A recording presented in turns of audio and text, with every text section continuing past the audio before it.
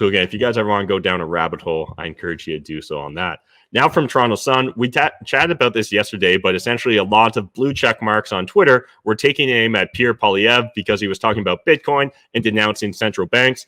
And Warren Kinsella, had to immediately cuck to big bank and central banks in particular here. It's fascinating the way he frames this because, I don't know, if you find yourself on the side of defending central banks, you are the bad guys. You are the elites. I don't even understand how anyone could take that side in all earnesty. I just straight up, unless you're just completely naive to economics, unless you're completely never been exposed to Austrian economics in particular, or guys like Mises or Rothbard or things of that nature, it should be really embarrassing, to be honest. Why the hell should someone writing for the Toronto Sun, even if it is a columnist or even if it is an opinion piece, you should be ashamed of this. Kinsella, Pierre Polievre takes his arrogance to the bank. The Conservative leadership candidate sure thinks he's smarter than Canada's central bankers. Honestly, I think most people are smarter than central bankers. The same central bankers that constantly say one thing, and then it turns out 6 months later, they have to correct themselves because they got it wrong. Literally, if your weatherman never got it right once, not in his entire career, would you still count on that weatherman? Or would you just start opening up your door and looking outside and be like, oh shit, look at it's going to rain. Okay, I'm going to plan for rain. So a couple highlights here, though, from Kinsella's column. And who doesn't hate the banks, right? But hating this particular bank while running for prime minister, that's a big problem. Is it really? Because we saw guys like Ron Paul run on platforms such as Audit the Fed, on dismantling the Fed. Why should we have a private institution that controls our money, right? These people aren't voted in by us. These people aren't even accountable to us, the citizens of a country, but yet we're beholden to them, right? We're literally essentially assets on their ledger. Because a central bank isn't just any bank, the importance of it is founded on the currency in your wallet or purse. The signatures on those banknotes belong to the governor and senior deputy director of the Bank of Canada, not politicians. And it's weird that he thinks this is a good thing, right? That there's this nefarious cabal of bankers that aren't directly accountable to us, the citizenry, and we should just trust in them, right? The same way that, I don't know, I guess in bygone eras, you just trusted in your witch doctor, right? You just trusted in the king. Polievre says the Bank of Canada is an ATM machine for the government, which is a lot of crap. Again, he doesn't actually explain what that means, though. He says it's a more and more political, which also isn't true. Again, he doesn't back this up. He supports a private member's bill that would audit the Bank of Canada, which isn't needed because it already has auditors on its board. Again, that doesn't actually justify, you're not denouncing anything here. These are just coming up with excuses for why you don't want Pierre Polievre to look legitimate.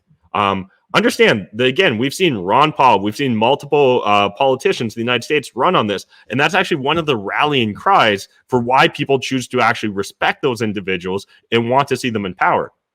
Again, this is one of the few reasons that I even give Pierre Polievre the time of day, is because he is at least willing to talk about and explore Bitcoin. He's actually done some fucking research rather than just jumping to conclusions, because he understands the cabal of central bankers. And again, this isn't just a Canada issue. This is Western countries across the board issue.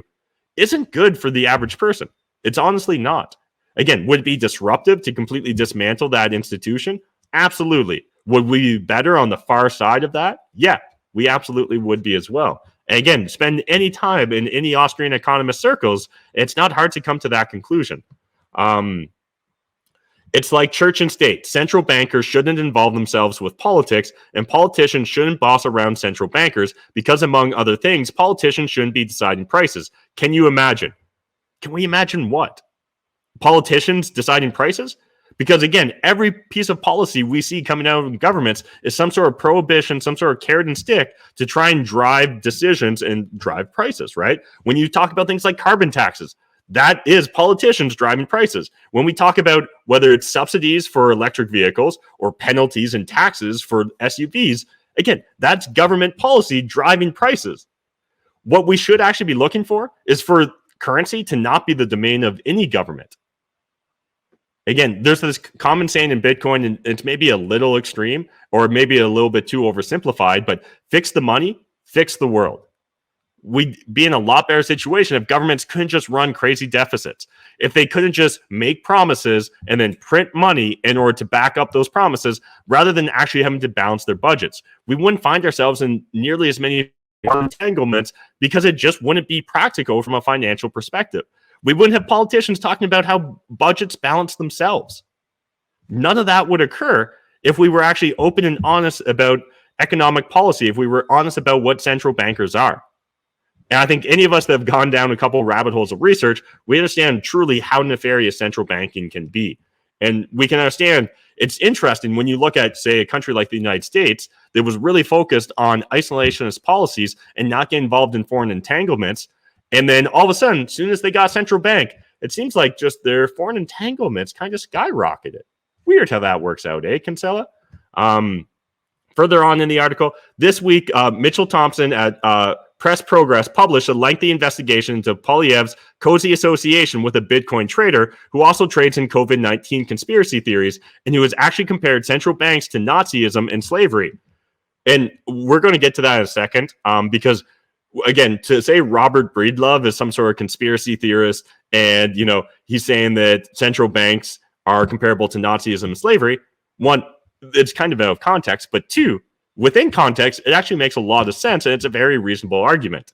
But anyways, if you want to see some of the bullshit arguments made here, there's a link to this Toronto Sun article below. But let's pick up from Stephen Panwazi, who wants to see how reductive journalism can be completely reckless. A quick thread. And this is exactly about what we're talking about in regards to Pierre Polievre and him interacting with Robert Breedlove on his podcast, What is Money? And that's a reasonable question because, honestly, our education system doesn't teach us anything about money. The average person is completely ignorant when it comes to economic policy, central banks, and how money actually works, right? The more advanced individuals that you're likely going to come across on a day-to-day interaction, they're going to at least understand how credit cards and mortgages work. But that's not really getting deep into how banking works. And so these explorative conversations that you'll hear on a lot of Bitcoin podcasts, like, for example, Robert Breedlove's What is Money, are very worthwhile and are important because if you don't understand history, if you don't understand economic history or central bank history, there's no way you can truly understand history as a whole on what's going on the broader scale on the international stage. Point two here. First of all, I have no political party and dislike all. Great. Now, let's look at CBC's piece on Pierre Polievre. My first reaction, oh my God, I'm familiar with Breedlove 22, which is Robert Breedlove, but I've never heard this stuff. Comparing central banks to Nazi Germany, outrageous. And so this is essentially a direct quote here from it. So in February, Polievre appeared on a cryptocurrency podcast hosted by a Bitcoin trader who has promoted COVID-19 conspiracies and compared central banking policies to slavery and Nazi Germany. And yeah, central banking is essentially just slavery with more steps. And it's maybe not as straightforward or obvious, right? Think of that like Rick and Morty bit where they're going like inside of the engine or the battery, which is run by an entire world and society. And we kind of get into a like a Russian nestling dog or a doll situation where you've got, you know, everyone keeps creating a new world or universe in order to power their battery. And at the final stage of it, essentially one of the guys, or I think it's even maybe Morty says it, but like, oh, this sounds like slavery just with extra steps. And again, understand when you've got this group of bankers and stakeholders that are not the citizenry, and they get to dictate monetary policy and they drive inflation, and inflation is a hidden tax. Well, if you're not represented by these individuals and they're taxing you, what else is that? It's theft or slavery, right? Wait, they appear to be referencing a Press Progress article linking this Breedlove 22 tweet. That's pretty much how the official U.S. World War II museum describes it. Hitler's rise is directly related to hyperinflation as he exploited the situation. Yeah. Again, when you've got unstable currencies, that's going to lead to instability and volatility in your society. So Robert Breedlove, Hitler would not be a household name if fiat currency never existed. Few. And few being a Bitcoin term, meaning few understand this. Paying the crushing reparations destabilized the economy, producing ruinous runaway inflation. By September 1923, 4 billion German marks had the equal value of $1 American. Consumers needed a wheelbarrow to carry enough paper money to buy a loaf of bread. Hitler, a mesmerizing public speaker, addressed political meetings in Munich, calling for new German order to replace what he saw as an incompetent and inefficient democratic regime. This new order was distinguished by an authoritarian political system based on a leadership structure in which authority flowed downward from a supreme national leader. Point 4. Comparing it to slavery also sounds reckless. The New York Times banks enshrined slavery in their monetary system to remind those in contact with their bills that the institution was the region's economic bedrock.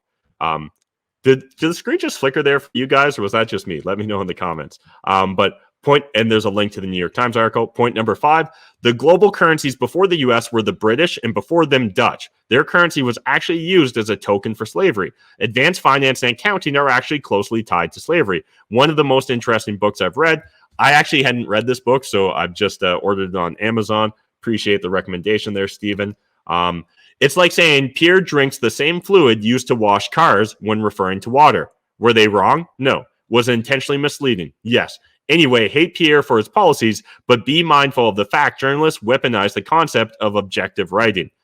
And yeah, completely agree there. And when we're looking through that article in Toronto Sun, it's very obvious that they had the conclusion first and then just wanted to come up with some arguments to justify it, right?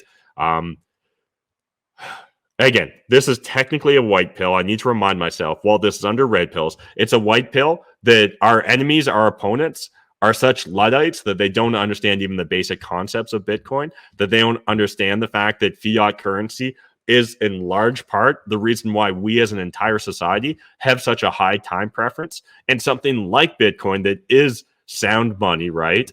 That has a finitality to it, that actually drives low time preferences, and low time preferences drive long-term thinking, long-term investment. And essentially that's what allows us to, pass things like the marshmallow test. That idea of when you sit down a toddler and you're like, yo, here's a marshmallow. If you can wait 5 minutes while I leave the room, and by the time I come back, if you haven't eaten it, I'll give you another marshmallow.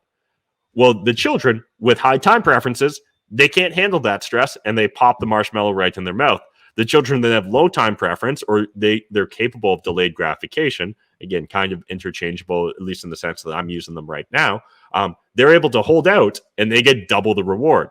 But right now, when we've got fiat currencies that are designed to inflate, right, or lose value year by year, we're inherently going to find ourselves constantly being pressured into high time preference. Because fuck, if I don't spend my $100 today, a year from now, it's going to be worth $92. And that's according to government stats. And I think we know how reliable government stats are. But enough on this subject matter. I'm going to keep rolling. Next to Rebel News.